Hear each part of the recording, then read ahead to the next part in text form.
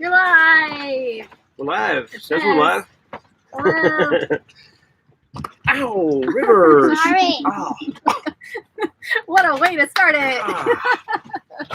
why did you do that? My teeth are crooked enough. What's up, everybody? Anyway, Can you hear us? Can somebody give us a positive comment that you can hear us if you can?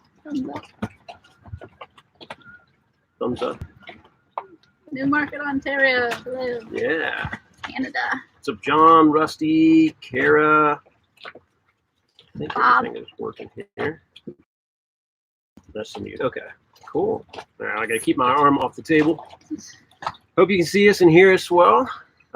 We are here in Antigua. And if I put my sunglasses on and take them off constantly, it's because we're doing this and the sun is pretty bright. But, you know, Lauren's not even trying. No, I leave my sunglasses on all the time, even at night. I'm just going to leave that alone. So, hope you all have a drink. Cheers. Thanks for coming. We have a couple of announcements.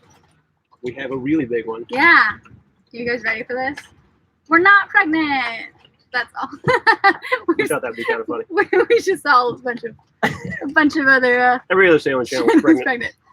No, our big announcement is that we finally have, I think, all our gear worked out. So if you've bought anything lately, you'll be getting it soon. You'll actually get it. And actually, if you bought anything 6 months ago, you'll be getting it now. So This is good for things that people have purchased in our shop, and also for Patreons. Thank you so much for being patient. All the little things that we have been trying to send you for months, we actually have on their way right now. Postcards and stickers and all that kind of stuff. Yeah, the whole path up here, we just did not have a good way to send anything. It was so prohibitively expensive and complicated that we just had to hope everybody would be forgiving and patient. And you have been, so. yeah, thank you for that. And if you're interested in any SailAway gear, maybe you don't even know we have that. It's on the website. T-shirts, koozies, hats, stickers. I think that's it. Yeah. So, and of course, if you'd like to be a Patreon, just go check out our link down below. And again, thank you guys so much. Thanks for the support and thanks for the patience. Your stuff's on the way. What else here? I think that's it. Say hi to everyone. We told him he has to be up here long enough to say hi, and then when he gets bored, he can go downstairs and play whatever he wants, which probably means video games. Yeah, and also I got a new video game today. Mm-hmm. You can tell him what it is. It's a car game, but it's like racing. It's about racing. Hey, Rivers.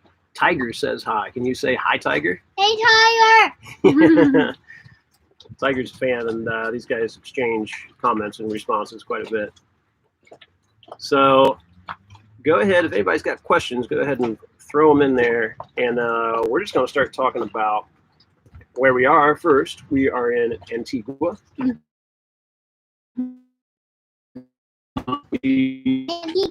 Antigua, you're right. We didn't actually see ourselves being this far north this soon, but did we really see anything over this the year? last year or two? Yeah. Yeah, we had to skip a bunch of places, basically. And if you've been following in the videos, it's just more of the same issues with checking in and requirements, mainly in some cases multiple COVID tests and 2 weeks of quarantine, which for obvious reasons we are trying not to do if we don't have to. Antigua required that we have a COVID test before we left, and it had to be within 7 days or 5 days. I think it was 7 days. Wait, how did you?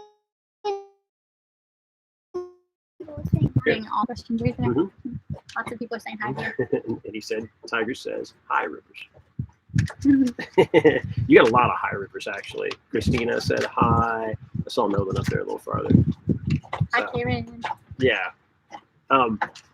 Yeah, so I think it was 5 days. There was a debate on if it was going to be 7 days or 5 days. Hey, Tiger. We got here in time. So we've been here about, what, a week and a half? Maybe Yeah. 2 weeks Yeah, on Wednesday. Right.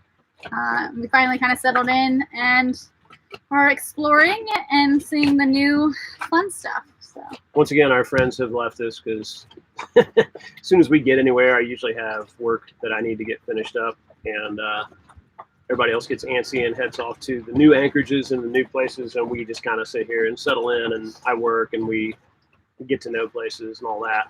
And so we're getting ready for the next few days, head around the corner. Actually, I had a friend that was like, when we were going to like the place with the restaurant, and they, what was it? What was it? Lena. Lena, yeah. Yeah. Very good. Rivers makes a lot of friends on the dock. So we may have made some land friends that we'll go visit tomorrow, possibly. We'll see. Hi. Let's see who we got here. Oh, GSA Outdoor Media. What's up? George. Who else? Diane. SB Booger. Sweet Booger. Yeah. Hello. Bob. What's up? Thank you guys for joining us. Yeah. And yeah, so the vaccine thing. Okay, if you're gonna do that, maybe it's time for you to go play that cool NASCAR game. What do you think? But how do I show them? You don't need to show No, them. I'm just seeing how you play. Things. All right, say bye. We'll bring you back up here. Yeah, you can come back up in a little bit. Careful. Good job. Now everybody will drop off. I know. Fun is It's gone. just us. So yeah, that was our path up to Antigua. So what are we going to do next? What's our plan next? Well, think yeah, that I rolls guess. into what you were about to start to say. Yeah, I was just kind of talking about. I'm just scared of them. If they buy it, I'm gonna show them how to play the game. No, we're not If doing they that right now. Chris, it's too loud. Can you Yeah, take it's too loud. downstairs? He's pretty obsessed with it. It's a NASCAR game, which I got no problem with. I've been playing it quite a bit myself. Except that now all he wants to do is drive race cars. Yeah, And we live on a sailboat and don't even have a car. right. So Actually, we should probably talk about bringing up to the live stream. It was kind of amusing. yeah. We almost didn't make it to live stream on time because we went to shore to get a little lunch carry out. Right here in Antigua, everything is kind of locked down right now. There's no inside dining at any of the restaurants, only takeouts, and a curfew from 6 p.m. on. So there's not much going on in the evenings. So we went to grab a little lunch at this place off one of the docks over here, which took a really long time, unexpectedly. And when we came back to the boat, we noticed that the boat that is now behind us, that used to be in front of us, was really, really close. And it was just sitting there, but had definitely drug to kind of danger close. So we got our fenders out. We were preparing for it to sideswipe us as the boats both kind of sailed on anchor at different wavelengths, I guess. And it started moving. And it got by us before it had a chance to swing into us. This is very lucky. Yeah. We were prepared, kind of. One of our neighbor boats over here, they dinghied over to see what was going on. And I hopped on our dinghy and just got on board. And between them and me, we managed to get the anchor tackle freed up and let a bunch more chain out. And it finally stopped. So now it's sitting in a very nice spot behind us. Yeah. And they showed up like 10 minutes later. So. Yeah. Eric was literally getting off their boat when the guy showed up. Yeah. And so then we hurried back to the boat, got everything cleaned up, and here we are. So if we're a little sweaty and frazzled, that's probably why. Yeah. I wrote down so that we know. So how's the new dinghy holding up? It's one of the questions. Awesome. Yeah. Awesome. So That's far. truly one of the best things we had to. I can't even say we had to put air in it. We added a little bit of air, like maybe twice, just the tiniest bit, which is pretty normal. Yeah. and just handles great. Everything is holding up great on it. It still looks good. It's got, I mean, it I don't want to say it was a cheaper, it was on the lower end, obviously, of what you can buy right now, compared to the high field. Yeah. Well, yeah, definitely. So it does have like some weird little things that Design quirks. Yeah, like there's a couple spots that you can't like get all the water out, but other than that, I mean, like if it rains, there's like a groove on either side of the flat floor that does allow some water to come back up to the floor. Pretty minor stuff. But yeah, it feels like a total trade-off for how much money we saved. Yeah, feels like a Cadillac after Nacho. Yeah, for sure. So yeah, it's been really awesome. And then how far from Trinidad and Tobago are you? Right now in Antigua, we're pretty far. I couldn't tell you the miles, Very far, but when we were in Grenada, we were pretty close to Trinidad and Tobago. Right, that's the next set of islands south of Grenada. It's pretty close to Venezuela. At the moment, I don't think we have any plans to get there. Probably not. Yeah, we're going to talk about that. Yeah, very soon, actually. Any other questions before I start rambling about our next?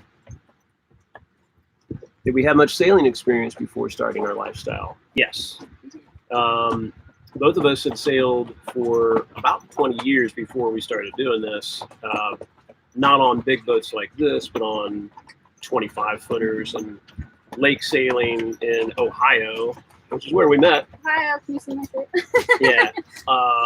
And we both learned to sail separately. Yeah. But at the same lake. Same lake, which yeah. Is obviously, we moved to Charleston. Sailed a lot of Lake Erie before that too. Yeah, we moved to Charleston from Ohio to be able to sail all year round. And then when we were in Charleston, it was like, it'd be cool to like move to Florida, or actually, I think our first plan was to move to Puerto Rico. And then Maria hit Puerto Rico right when we were like in the process of selling our house. Yeah. And so then it was like, well, let's just move onto a boat and like be able to do this all the time. It escalated pretty quickly. Yeah. During plan kind of things. Yeah. Yeah. So in 7 years of marriage, we've lived in Ohio, Charleston, Florida, Georgia, and Georgia is where we moved onto the boat. And then we've been to the Bahamas, USVI, Grenada, St. Vincent, and then here, Antigua. Yeah. So it's not been island hopping, sailing, and as it typically is, because so much is dependent on where we could get into, especially getting to Grenada.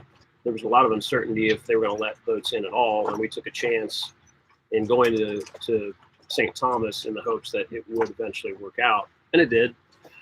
But there was no place else that we were able to get in all the way down to Grenada, so we made that big hop.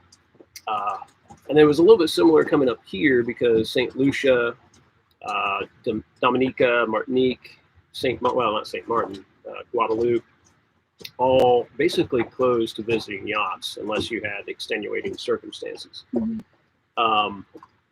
for a little bit there, St. Lucia was open, Dominica was open, with a little bit more complicated entry requirements, but it all changes so fast.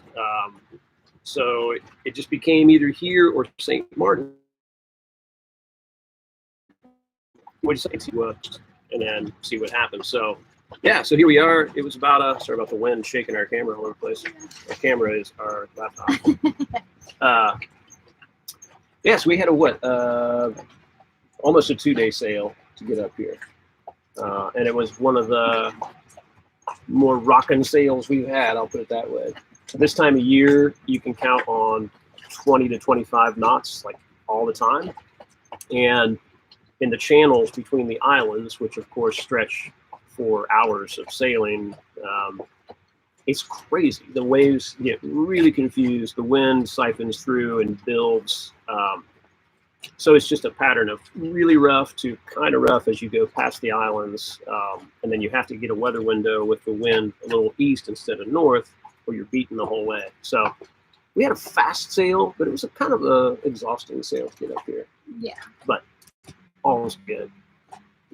Who do we call for insurance? I'll get on here later and give you the name of our insurance broker. I can't tell you right this minute, but I'll give you the link for that.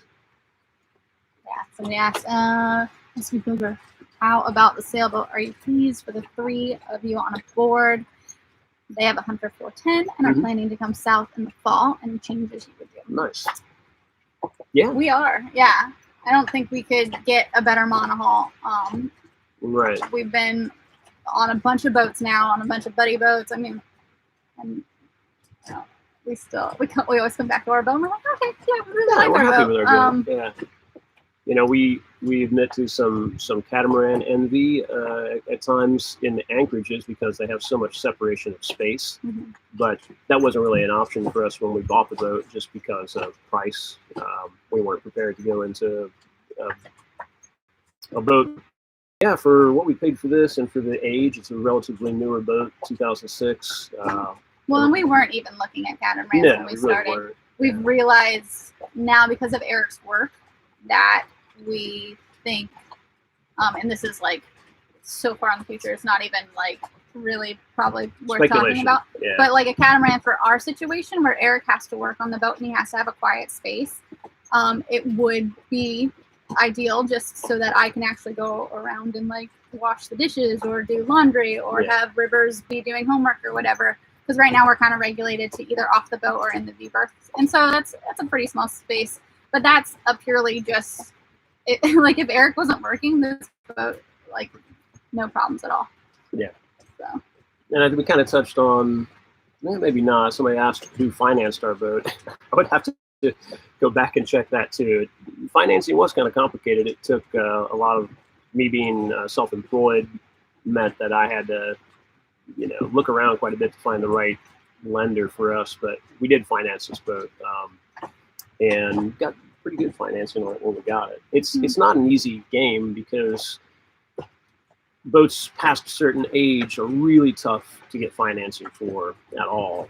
And then the newer boat you get, obviously the better rate you get, but they get a lot more expensive. So for us, we had to kind of balance that, getting a boat that was new enough to be financed, but not so new that we couldn't afford it in the first place. So I will, again, I'll get on here later and respond to some of these with some of these names so you guys can look into it. Yeah. And yeah, I have had a couple of gigs since we've been on the boat. Just one official. One official gig. Yeah.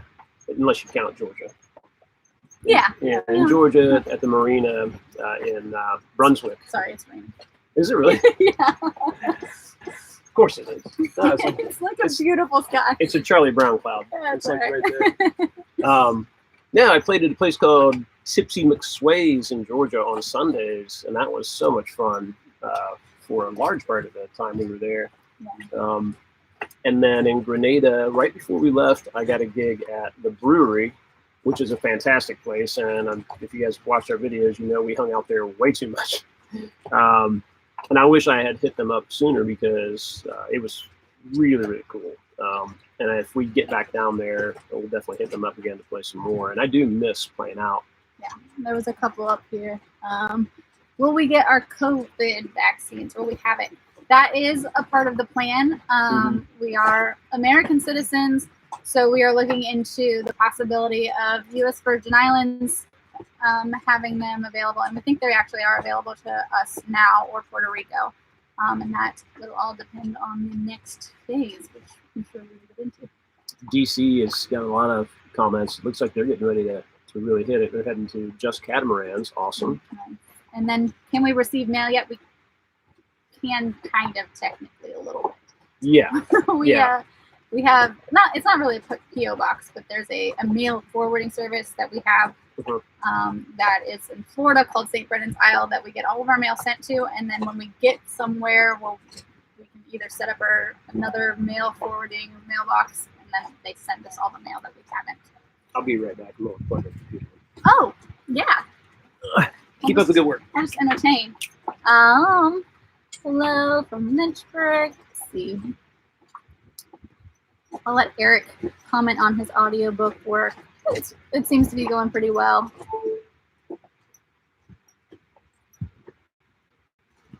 Okay, so they asked about your audiobook work with COVID.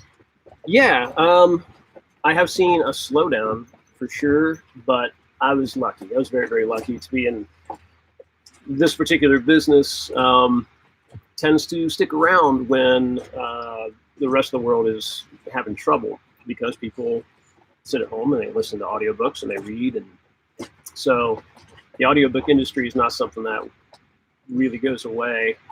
But all of the studios have had to kind of change how they work a little bit, and it did kind of interrupt the flow a bit. So I saw a really slow couple of months recently. Didn't slow down terribly during most of the pandemic, no more than I kind of intended for it to. That was part of the reason when we came out here. Rusty, you're the man. Thank you so much. Thank you. Gosh. Part of us leaving and coming into this life was for me to work less. At the time that we sort of started making this decision, I was doing like 50, 60 books a year, and it was a lot. And everybody knows how it is. You know, you make enough to pay for all the stuff you have, and then you get more stuff, and then you make more, and you know, it's that kind of a cycle. So the intention was to work less out here, and I have worked kind of the appropriate amount less for everything to kind of keep flowing and us to be able to afford stuff. But there was a couple months here recently where it got real slow, and anybody who works for themselves, those of you, you know what it's like when that happens. You kind of start to freak out a little bit. But now I've got 3 or 4 books on the schedule, and back to pretty much business as usual. And the biggest complication is noise. I've got a very nice sounding studio down here, right under our butts. But if the wind is too high, it just causes too much howling outside the boat, and sometimes water slapping up on the hull. And so we do have to kind of strategically find quiet spots, and I've got to knock the work out when things are good. And you know, we're still getting better at that. It doesn't always work out perfectly, but so far so good. Yeah. So let's see. Circumnavigation is the key. From the Keys to Grenada, then Jamaica to Pecos, then land at Orange Beach. Thinking to do it. Thinking to. 2 years to do it. Oh, okay. Nice. Yeah, that sounds awesome. I mean, we're going to be over in that direction. Let's before we answer any more questions, let's talk about which direction we're headed. Yeah. So that'll probably maybe bring on more questions. We constantly talk about like what our overall plan is in this and where we plan to go. Especially this year, because it's you know, everybody knows. So you know, no secret to anybody who knows people planning this kind of route. Yeah. Our initial plan was to hop down the island chain, Dominican Republic, Puerto Rico, taking our time, seeing all these things, get to Grenada for hurricane season. Then we were going to make our way back up, hitting the places that maybe we liked or didn't get to go to at all, or as long as we would have liked. Then I think originally we were talking about heading west, the northern route to get to Central America. Way back. This was kind of one of our original things. Well, obviously we missed a lot of places this year because nothing was open. So we went straight to Grenada. We sat in the USVI for how many months? 4 months, yeah. Just kind of having a great time, really, for all things considered. Trying to see what's going on, what was happening, what was going to be open to us. And so now that we're making big leaps up here again and having to pass a lot of stuff, we've kind of decided that we're going to sort of kind of slow down a little bit in a way. And instead of trying to get all the way back down to Grenada for hurricane season again, or trying to get all the way to Central America for hurricane season, when those countries down there are kind of having trouble as well with COVID and you know the difficulties like everything else. How do we get in? What do we have to do? It's all very complicated. So we've decided. Literally just yesterday, we confirmed our Yesterday we plan. Confirmed the plan. Yeah, we made the plan, but yeah. We've decided that we are going to make our way to Puerto Rico from here. We have a lot of options between here and there. We can hang out here for a little bit. We want to go see Barbuda, which is part of Antigua. St. Martin, St. which is Martin, open. We yeah. can go there with no issues. USVI, there's some places we'll probably stop. We have some friends there now who we might visit them at their house. Zion, how you guys doing?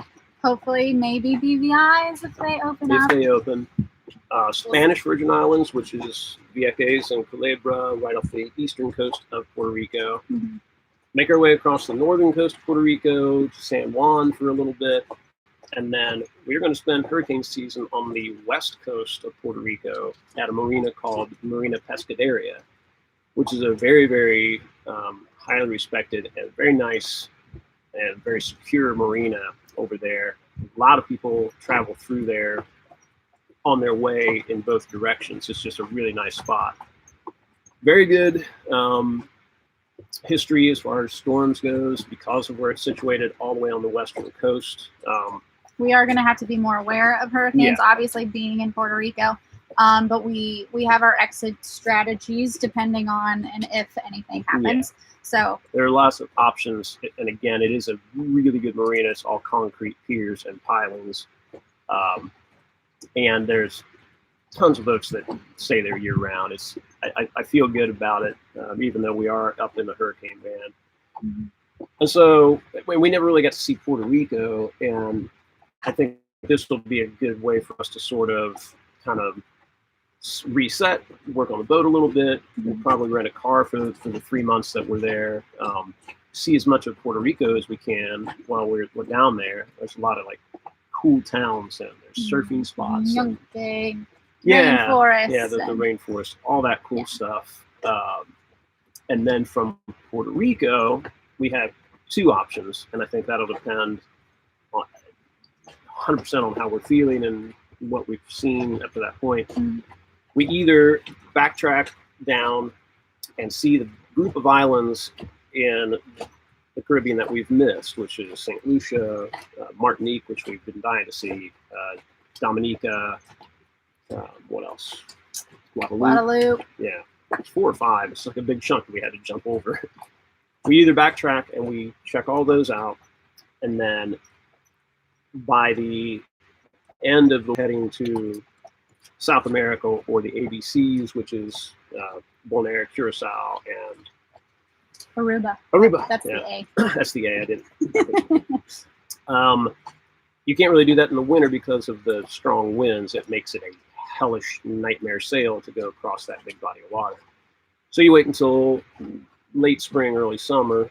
Then we would cross over to the ABCs, Colombia, Panama, and take our time doing that as well. Probably wind up spending the next hurricane season in Guatemala. Cartagena. Cartagena's Colombia. Yeah.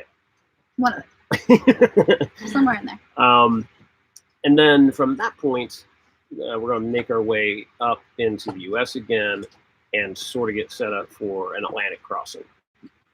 The other option is if we decide we don't really need to go back and see these Caribbean islands that we missed, it's a pretty cool sail straight from Puerto Rico to the ABCs as well. That's actually shorter than our sail from St. Croix to Grenada. And as long as you do it at the right time of year, let the seas and the wind settle down, it should be a cool sail. So that is the basic plans. For 2 years. Yeah, so we've kind of inserted another year in our sort of Caribbean plan just to try not to rush through these islands when it's so hard to get into some and we've missed some. And, you know, we are not complaining. We know how lucky we are to be in this area and living this life during this time. We are the ultimate social distancing vehicle, and we can choose where we decide to go ashore, and we can wear our masks. We can be very careful. But, you know, things aren't open. Restaurants aren't open. You know, like here, for instance, it's locked down. We can't be out past 5, really. We have to get back to the boat. And so we don't see any reason to rush through these islands when we're maybe not getting the full experience as it is. Right. We'd love to see a carnival or... Yeah, so many things have been those, canceled. The regattas have been canceled. Yeah. So some of that stuff I'd really love to go see. Again, not complaining, but that's just why we're Yeah. doing it an extra year than when we originally set out in the Caribbean than we thought we were going to do. One of the nice things about this lifestyle is supposed to be do what the hell you want, Right. And so there's no reason that we have to rush through the Caribbean in 2 years. So basically, yeah, we're just kind of extending it. We're gonna stop at Puerto Rico and smell the roses a bit. That also might be a time when we go back to the States to visit family if we haven't already done that before then, which we kind of hope we will. But yeah, so that's the plan. Do we get any more questions in here that we missed while we were rambling? Well, you were rambling, sir. Need any free crew? Always. Love that you made your own song. Can patrons pay you to come sail for a week? If so, how do we set that up? Anything is possible. Right. We can't. Depends on where you are, I guess. We can't do anything right now, obviously, with all of the regulations travel. of getting people in and out. It's been a pain just trying to get us into it, but maybe once COVID calms down, we can figure out. That was Glenn. That was Glenn S. No, Glenn's not allowed. Anybody but Glenn. Your wife can come. Yeah. Jasper can come. Let's see. There was a hunter-specific question regarding windlass solution. What are we looking at? Yeah. You have that question. Oh, okay. I don't know. Yeah, fire away. We see the question now, so if you get a chance, go ahead and add that down there. Hello, Scotland.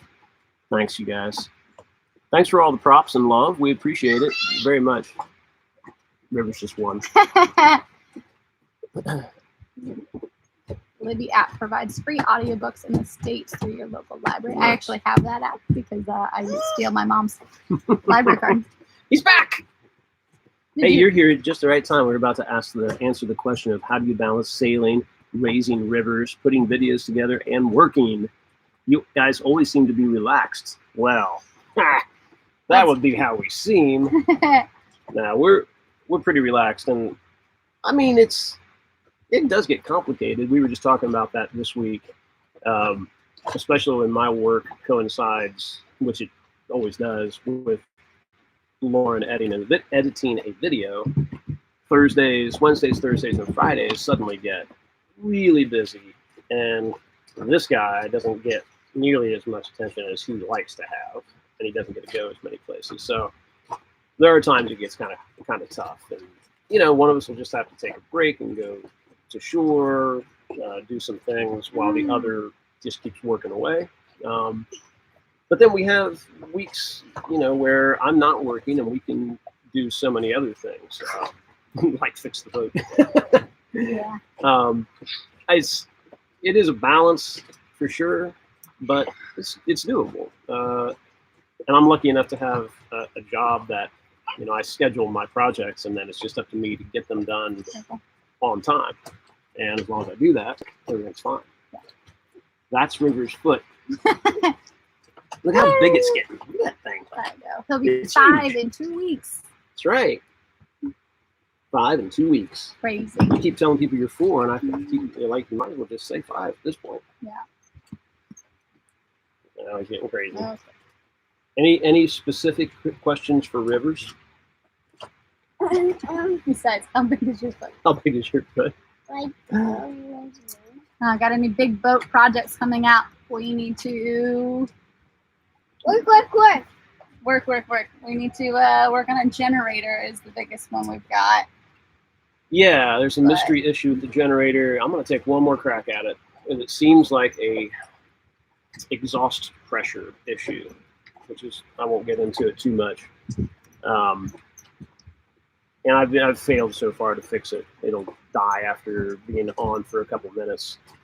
So after my last crack at it, we're going to have a technician fix it. Another reason for being here in Antigua, this is a boating center. There's technicians and shops and chandleries for everything under the sun here. Mm-hmm. And so we know we can get it fixed. Just try not to spend the money on it if we don't have to. and We also have a windlass issue, Bob. Our Gypsy has just totally worn down. Just from use, whenever the chain gets a little twisted, it wants to jump on the Gypsy, and So that's something else we are trying to order while we're here. And your question about adding a gypsy or to add a windlass, there are definitely ways to do it, and it kind of depends on how your bow is set up.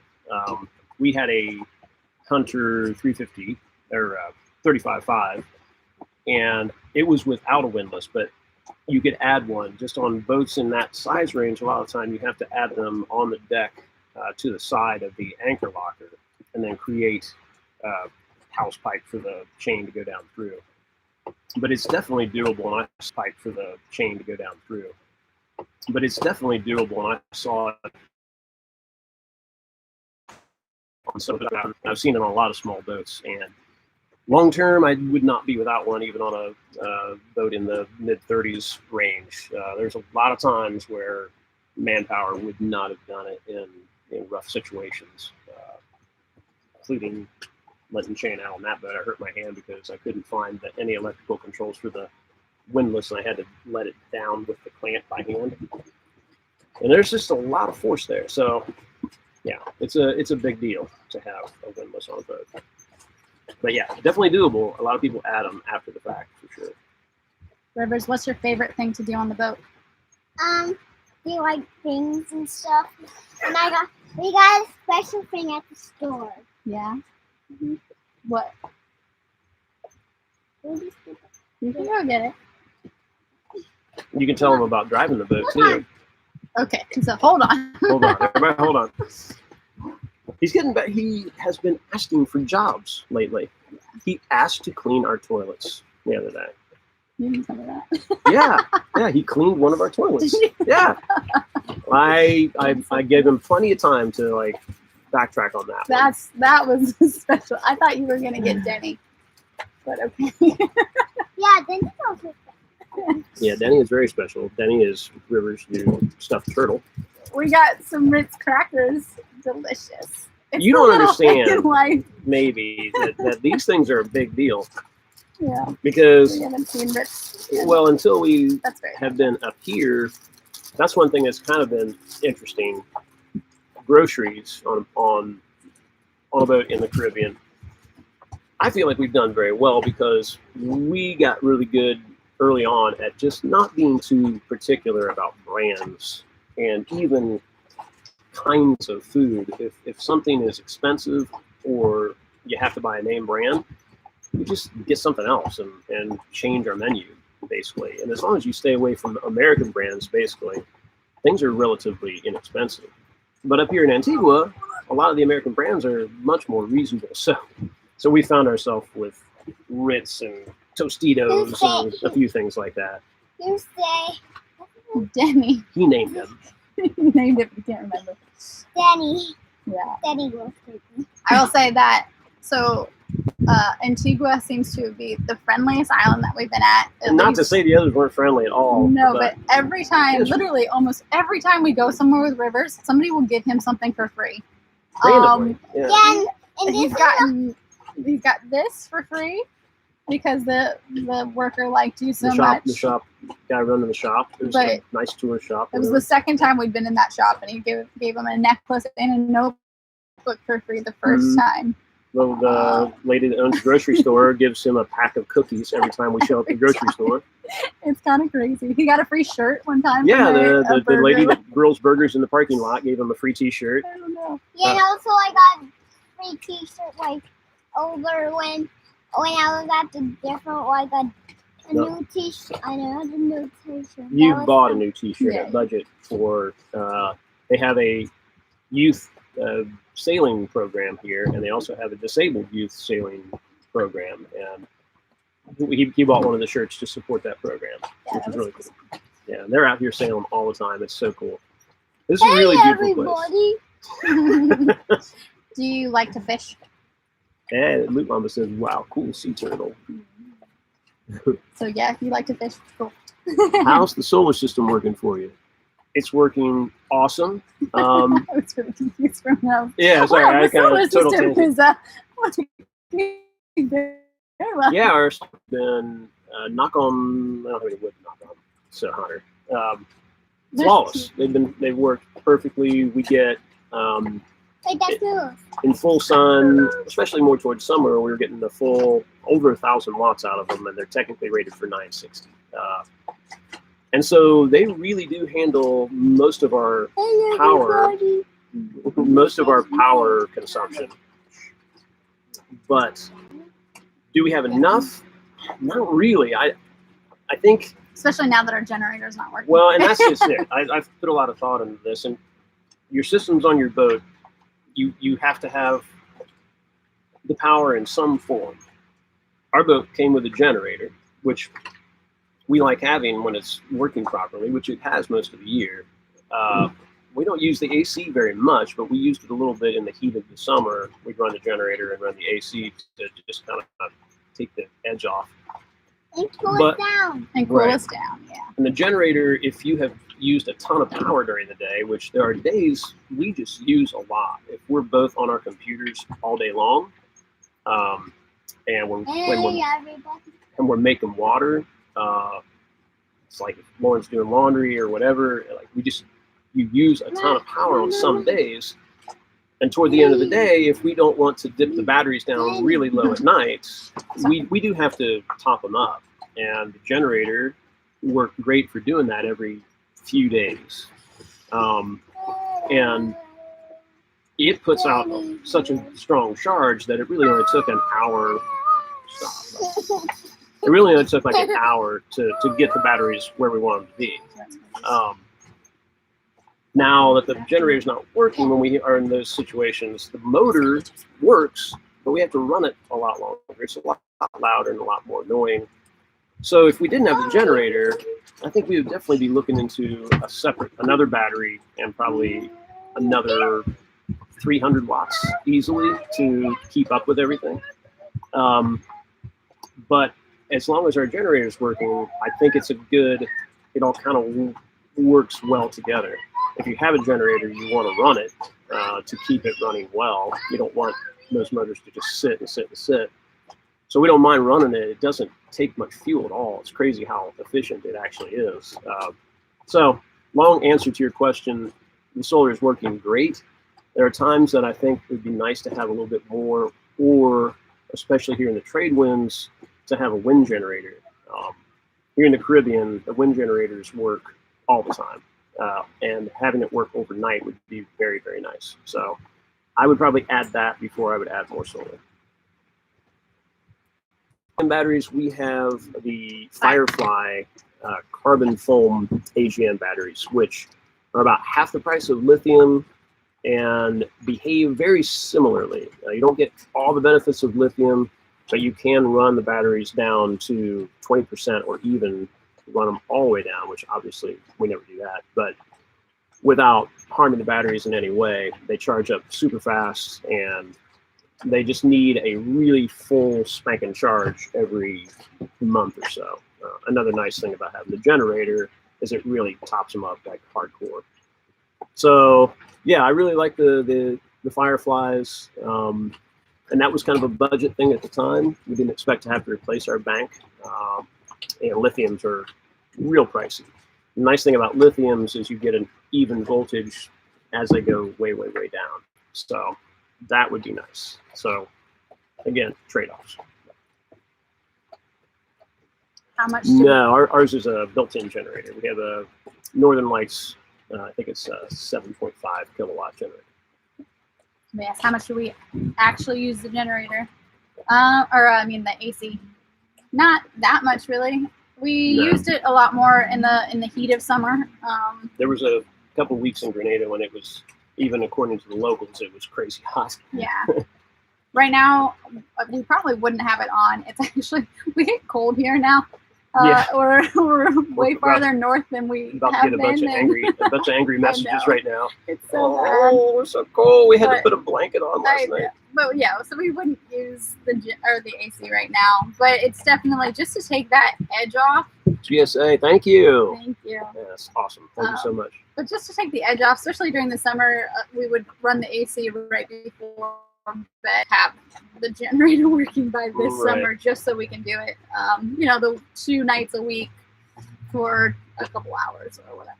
Yeah, Alan mentioned getting a portable, and I know those do work really well. The problem with those, especially since we do have the generator, and I know whatever's wrong with it, it's going to be a small thing.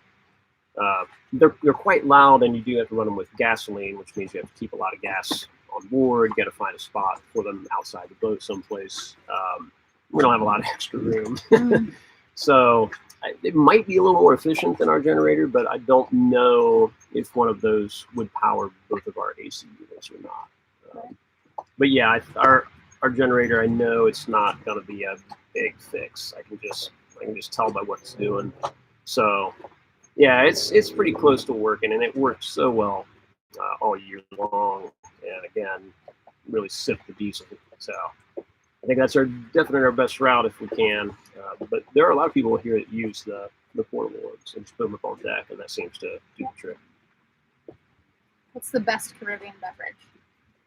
Best Caribbean beverage? Well, can I say my favorite beer of the Caribbean so far has been the Hyroon, which is St. Vincent's beer. And we're both agreed on that. All the islands have their own, kind of like their own Caribbean-style lager beer. Yeah. And they're the cheapest. You can always get buckets of them for $20 for 5 of them. Yeah. EC, not US, so we're talking $8. Yeah. That doesn't, well, it's fine. But yeah, so the best beer, the best like drink. I don't know. Everywhere has a good rum drink, but we've tried to steer away from that because it's bit us a couple times. Yeah. So we tend to only drink beer out, and then we make our own Cecilia drinks with rum on the boat. But I think that's the answer, in my opinion, is rum. Right. Because again, all these islands have their own rum brands, and Grenada had really good rum. And again, it's so insanely cheap. It's just stupid, especially down there. How much was a Clark's Court, bottle of Clark's Court dark rum? Like $20. 20 EC, so that's 20 EC, so like $8 for a bottle of really good rum. And then, we bring it back and mix it with all kinds of weird fruit juice brands that we don't get in the US, and just make some really, really nice cocktails. So rum would be but she's right. When you go get a rum punch at a bar, especially again in those more southern islands, the windwards, they seem to use the overproof rum, which is basically like 151. Yeah. In Grenada, it's called Rivers rum. Yeah, which we do have a bottle of it just for the fun of having Rivers rum, but like, we can't drink it. Turpentine, man. It would take your varnish off. It would, yeah. And so as we know from me throwing up over the side of the boat. they make these happy hour rum drinks out of them, and they just knock you on your butt, just like one or two of them. One. Crazy. Literally had one time. So yeah, we learned our lesson after a couple of lessons. The high today in New Hampshire is 27. That's not that bad. It's coming down. It's not.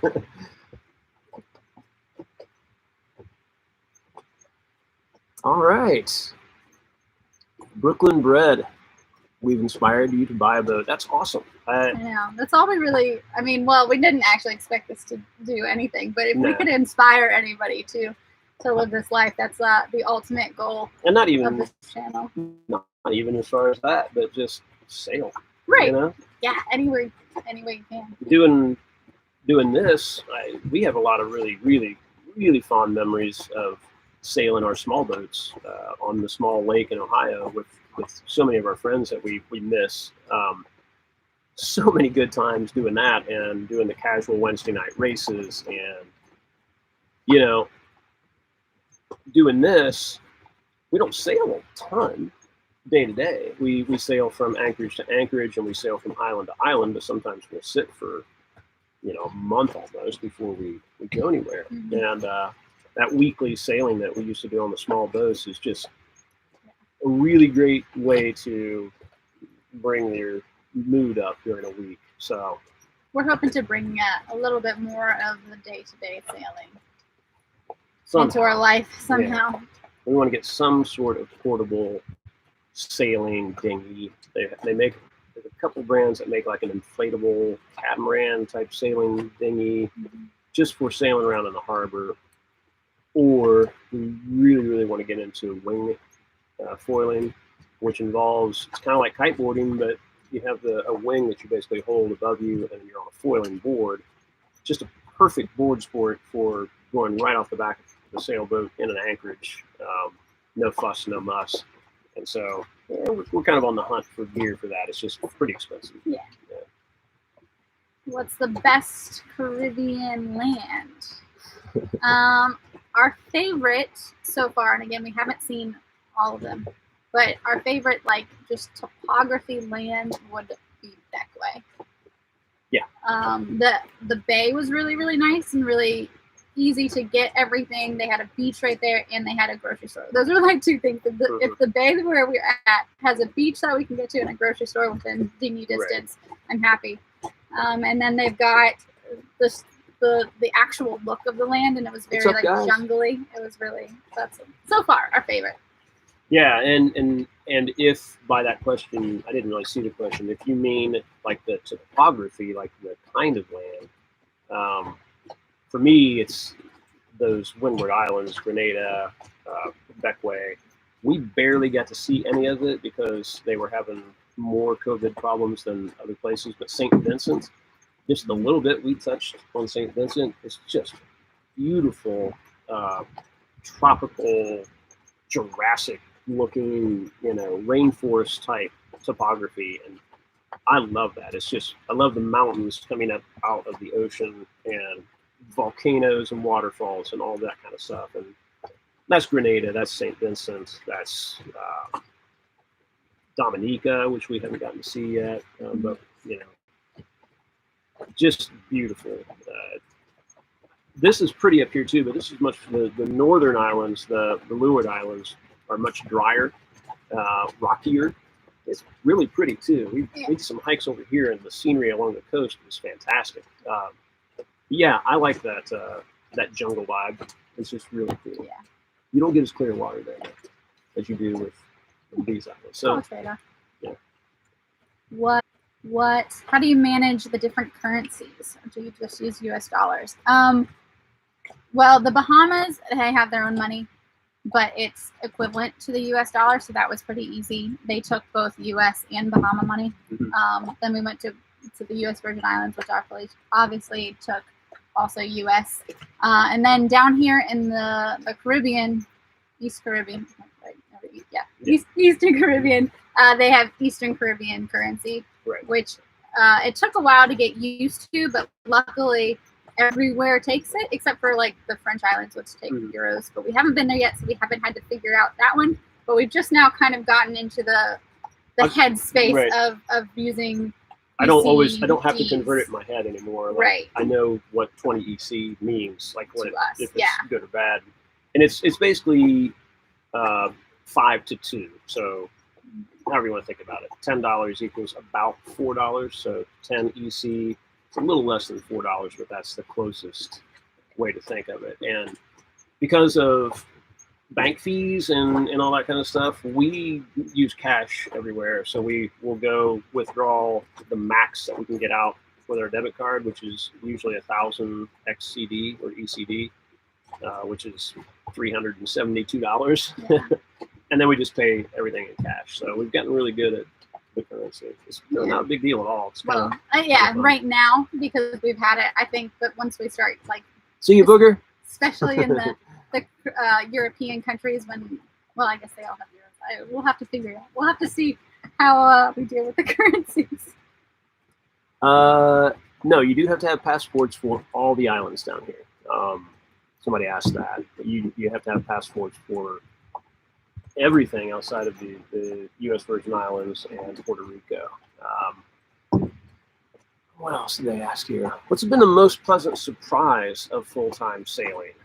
Something we didn't expect. I don't know. That's kind of a tough one. I feel like so far it's been pretty much what we expected it to be. Yeah, I think it's the surprise is that everything that we wanted it to be, it's kind of turned into, even in this time. Right. Like, nothing ever lives up to what you think it's going to be.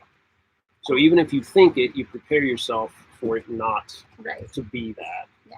But it really has. And at least my biggest hope when we moved aboard was the community aspect of living aboard, and everybody else, especially kid boat community. We really wanted him to be able to have friends, and that is truly like flourished the way that we wanted it to.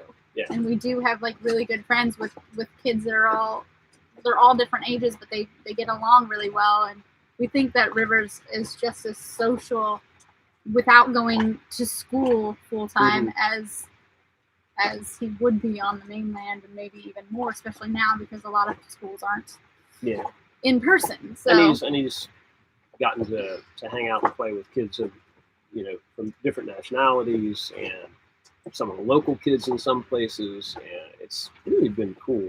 I feel like that was something we really wanted with this, for Rivers to grow up with the idea of people from all these different countries and all these different regions and all these different lifestyles all over the world just being normal, like differences being normal. Right.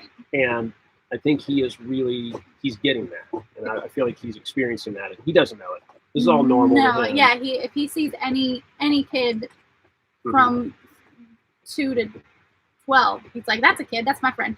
Yeah. Doesn't matter who they are, if they speak the same language, whatever. He's like, "No, we're best friends." Literally today, we were getting lunch, and he saw some kids, and we were like, "No, Rivers, like stay over here," because it was kind of a crazy restaurant, getting takeout, and he was like, "No, that's my best friend over there." And I was like, "You don't actually even know their name," but like, no, it's just a really, really cool. What do you do for internet service? Okay, well, this would be what's been the biggest struggle / disappointment, but just pain in the butt. Internet.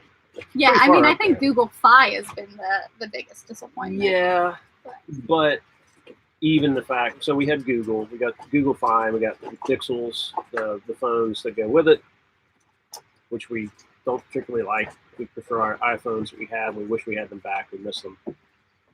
Google Fi, if anybody's unfamiliar, is Google's cellular / data service, and it is supposed to and does work seamlessly from country to country if you travel. You don't have to do anything to set it up. You don't get charged any differently. It just works from country to country to country with like 200 some countries. And when we heard this, and we're not the only ones, we're like, that's perfect. That's exactly what we need to go traveling, because, we'll just use that for our internet, and, we'll pay whatever we got to go over like the max plans. We use a lot of data, and it'll be great. Well, there's fine print in there that people are now discovering, and they have been for a while, that if you're out of the U.S. for too long, I've heard 6 months, but it's been longer than that for us, they'll boot you off. You don't get the service anymore. And I've already been booted off. She is not. So that's a problem. But in addition to Google, we were already kind of supplementing it with data cards from different islands. And there's a couple of big data providers down here, and they're cell providers basically. Digicel and Flow, and there's a couple others. Digicel is a very popular one, and basically you just buy the SIM card for your phone, plug it in, change a few settings, and then you buy a plan that works for you. For us, really, we just want to use Martinique, Guadeloupe, Saint Martin on the French side. For whatever reason, their plans are just way cheaper and way better, and they work all over the Caribbean. So you can keep using that card over and over. We haven't been able to get into any French countries, and the Digicel plans for the other countries only work in that country, and they're kind of expensive to get enough data for it to work for us.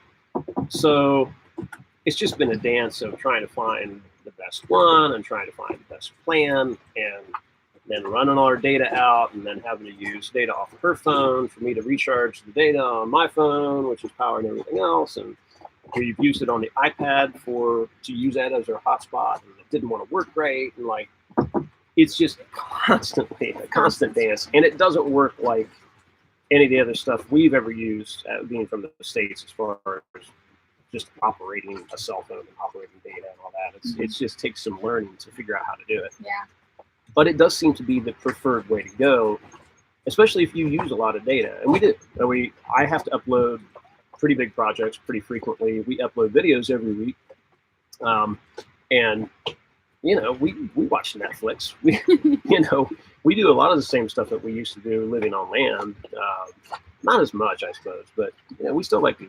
Netflix is about the only consistent thing, I guess. Yeah. But we still like to watch Netflix in the evening sometimes and things like that, which takes like a gig of data every hour.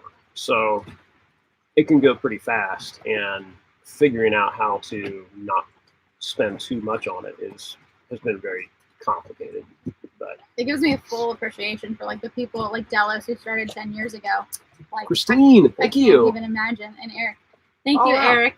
That's for happy birthday, Rivers. Oh, Rivers. We'll get him back up here and say thank Yeah. you.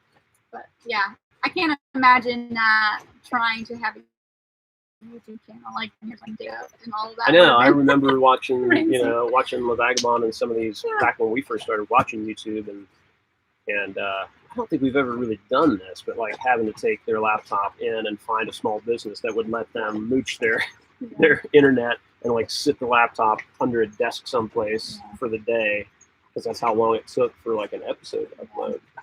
I know us, we would be like, oh, this is too hard. Yeah. So anyway, technology is awesome, and hopefully, what is it, the satellite phone thing? Must see if he does anything good. Have I composed any music sailing themed yet? Why, yes, I have. Constantly. Yeah.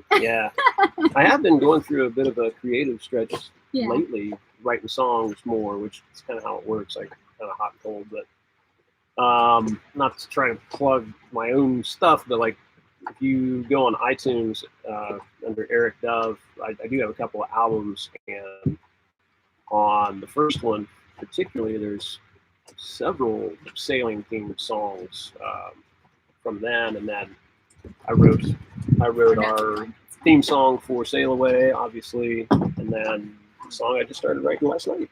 Yeah, Got some pretty strong sailing themes to it. So yeah, I sneak it in a lot of songs anyway, even when you maybe don't think it's there. But, so we got River's birthday is the 21st, so he really is almost 5 years old.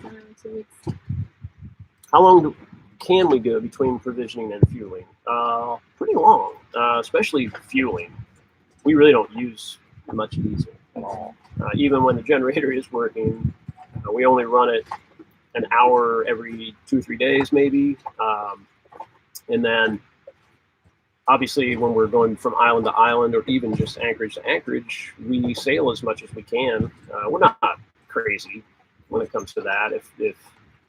If we need to get someplace by a certain time and it's a difficult heading, we will readily fire up the motor and motor sail or do whatever.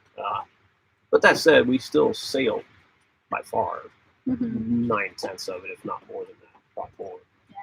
So we go months between fuelings. I mean, in Grenada, we went at least 3 months, maybe 4, between our fueling when we got there and the next time we did. Yeah. Provisioning, that's harder. We don't try.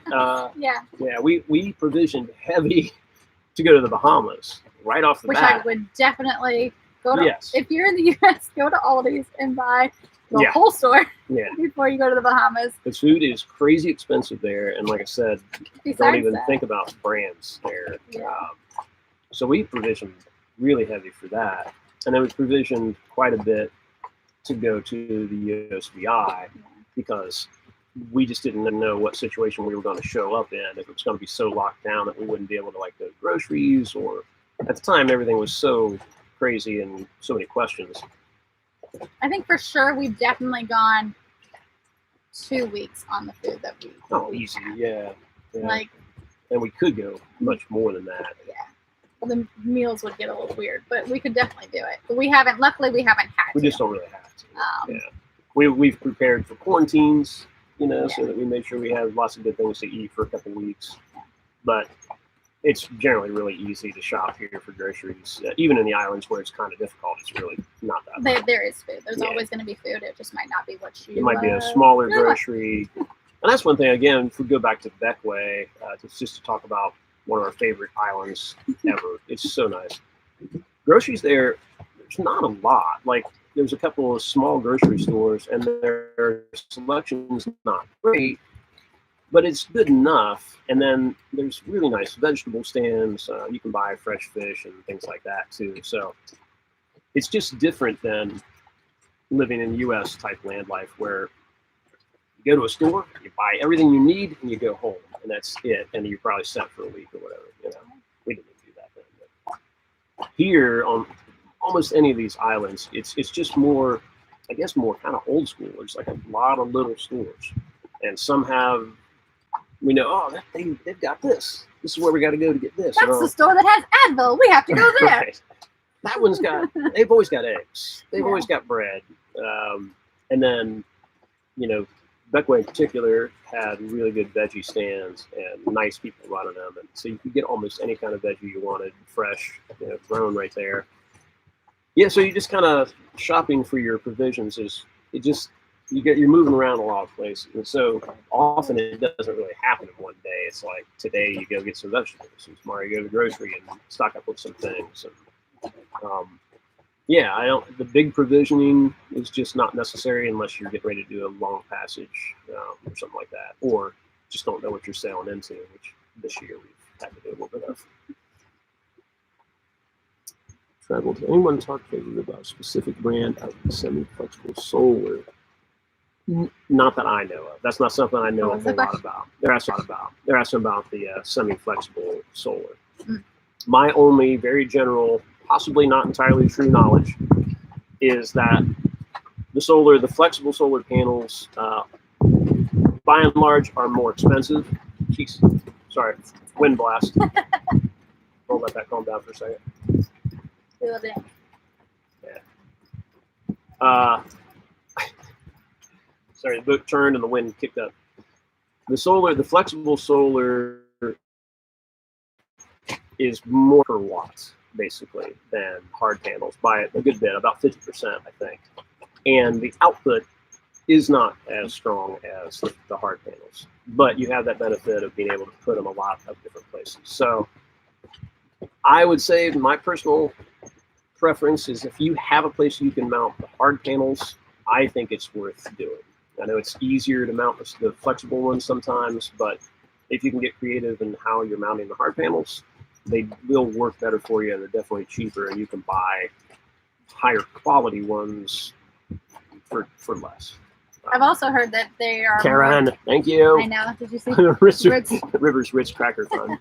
I've also heard that flexible panels, they have the tendency to start fires more. So do your own research on that. That's all just been on kind of like Sailboat forums, but I've seen some pictures. We got a cooking question. Oh, cooking. Need to make certain favorite meals for each other's date night. Thanks, Joe. What are they? Cheers. That's a hard one because it literally just depends on what is available where we are. For date night, like we usually don't have those. Yeah. Well, but for our anniversary, we did like tuna. Right. Lobster. We'll do lobster. If it's like a really special, those are the two things that we'll figure out a way to get a hold of. Right. Something like that. We've never caught either of those ourselves, although we try a lot. But usually you can, as long as lobster's in season, you can find somebody. Fish, but we've not caught tuna yet. So those are the two. We've got a nice tuna. Yeah, Lauren is a kick-ass cook. I'm just going to go ahead and say it. Which is funny. If anybody knew me 10 years ago, I could not cook. She comes up with the coolest recipes that, I mean, it's a solid 9 out of 10 that I'm like, oh, this is a keeper, and it's unusual thing. We've eaten a lot of sort of curry and Thai influence sort of dishes, right, and more vegetarian stuff. You've been influenced there, and I don't mind at all because it's been awesome. We don't really ever eat beef. It's just more expensive and harder to come by. Yeah, sometimes, but we still will do like more like a turkey meat base, but So Yeah, and as far as me cooking, I don't have as many like go-to meals that I would cook for you. The tuna meals, that was something I've made for you, and I make pizza. the Pizza King. And I say I, but she usually makes the dough and sometimes sauce. But then I'm sort of like the guy that just puts everything together. We've put together a really good system for killer pizza made at home. And I never thought I'd say that before, but it's really good if I can say so. Do you ever try steaming your eggs? No. I'm not. We boil them all the time though, so yeah, we should look into this. Your sister says you cannot make grilled cheese. Well, that has changed. She makes a killer grilled cheese now. Yeah, I don't set the pan on fire anymore, Kara. Oh, what else? There was a couple. I'm sure there's I lots feel of like, stuff. yeah, fuel, is it expensive? What's an example of port to port difference? I feel like It's been pretty consistent down here, but it's anywhere from 14 to 15 EC for a gallon of diesel. So that's about $5, $6. Yeah. So $2, $5. Yeah. So like $5.50 a gallon, which is kind of a lot, but we don't use a lot of it, so it doesn't hit us that hard. It's a lot when we fill up, but we only carry 100 gallons, and usually when we fill up, it's maybe 70 gallons that we're paying for. So not a bad expense when we don't have heat and electric bills and all that kind of stuff. How do you get mail? That's the St. Brendan's Isle.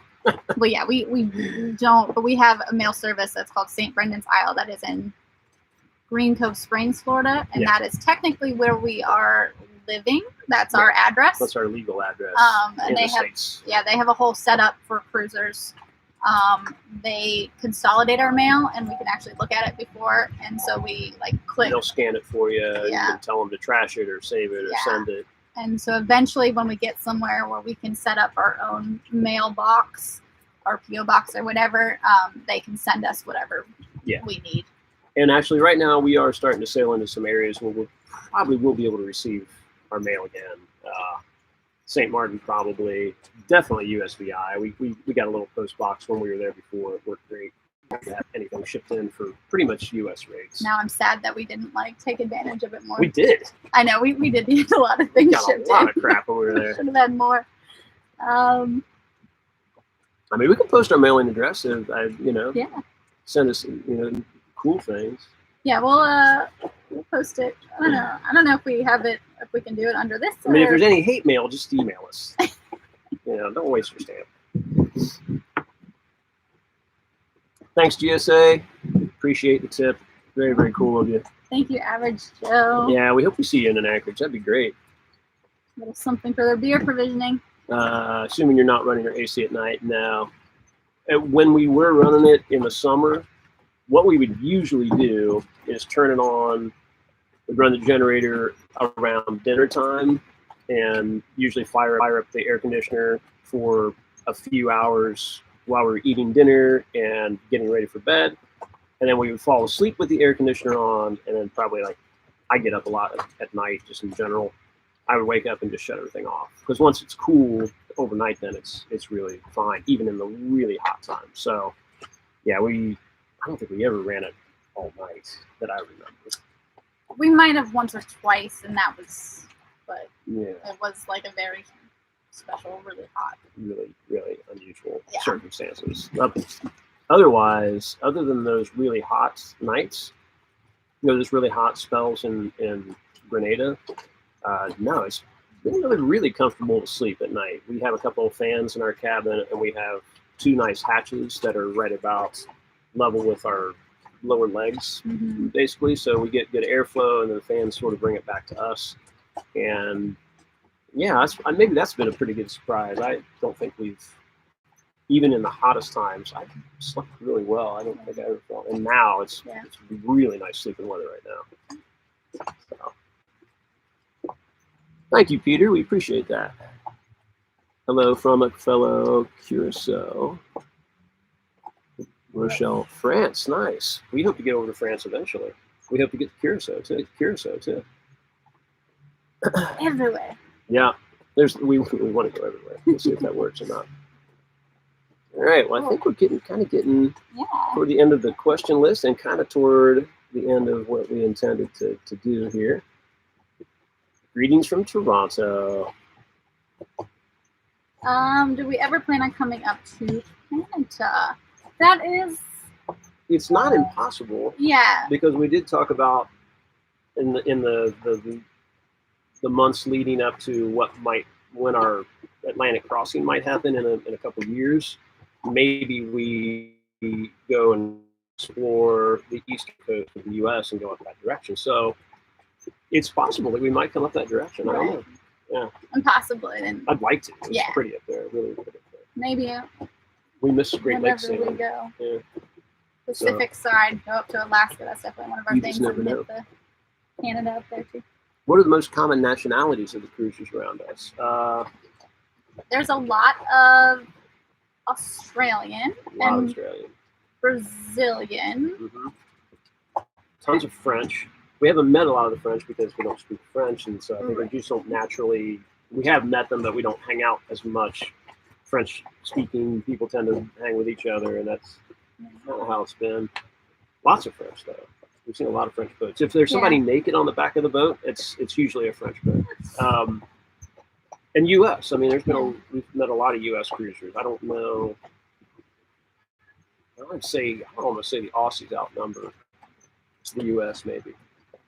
I think so. Yeah, it's a wide range. Yeah. We've met folks from Poland,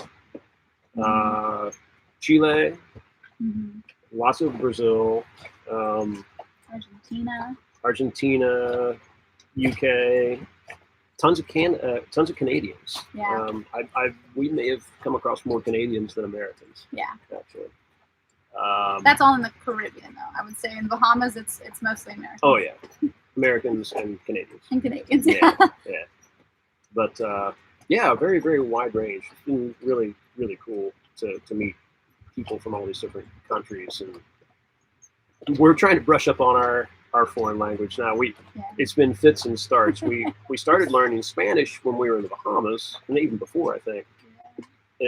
Planning to go to the DR and Puerto Rico, and then when that plan changed, we kind of stopped. She did better than I did, keeping it up. And then when we thought we were going to the French countries, we thought we were going to Martinique.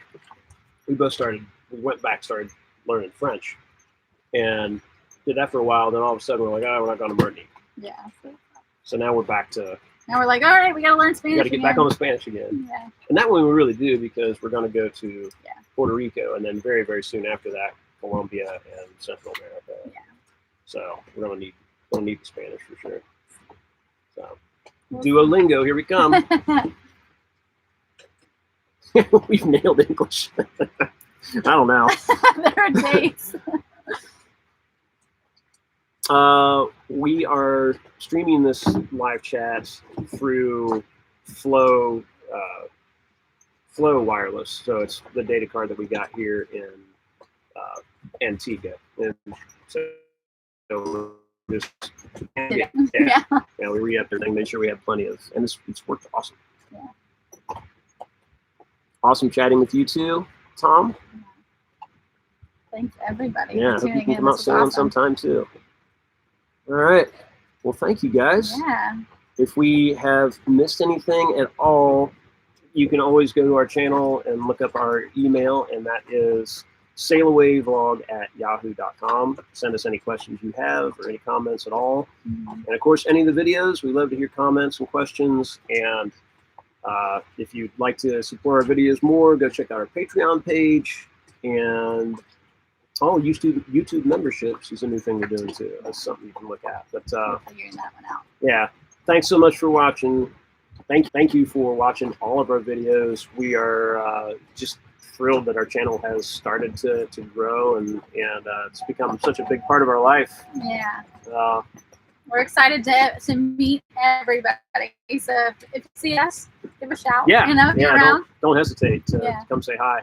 We've met quite a few people that watch the channel while we're sailing, and it's always kind of like, oh, how about that? You know? Yeah. So, all right. Well, I guess it's time for both of us to get a new drink. I'm out. Hey, Rivers, come up here. Rivers, come here. Hey, he's coming. What? You're getting a lot of birthday wishes. Yeah. People You say got. happy birthday. You even got a couple birthday presents from people. Where are they? Well, You got a couple of donations from people that we can buy you birthday stuff with. I'm Not gonna cool? buy you only Ritz crackers. Yeah, one was just for Ritz crackers, nothing else. So say thank you to everybody. Thank you.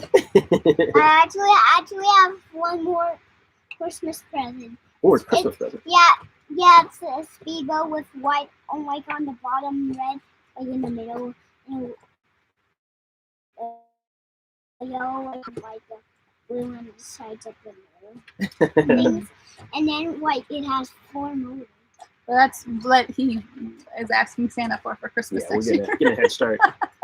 And somebody said this is the best quality live feed that they've ever watched. Oh, good. That's awesome. Yeah, this is through a MacBook, just using Who the said I wanted? camera and the microphone on the MacBook. And I want a data somebody data to feed. say that.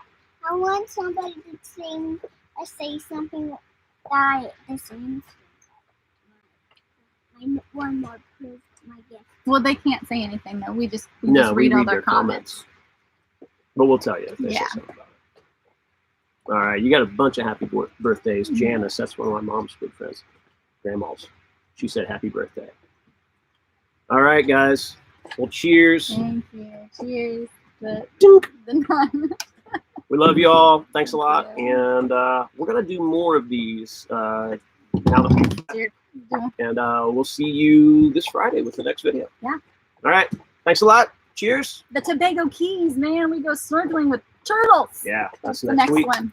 So. All right. Well, there you go. End stream. Bye. Hello.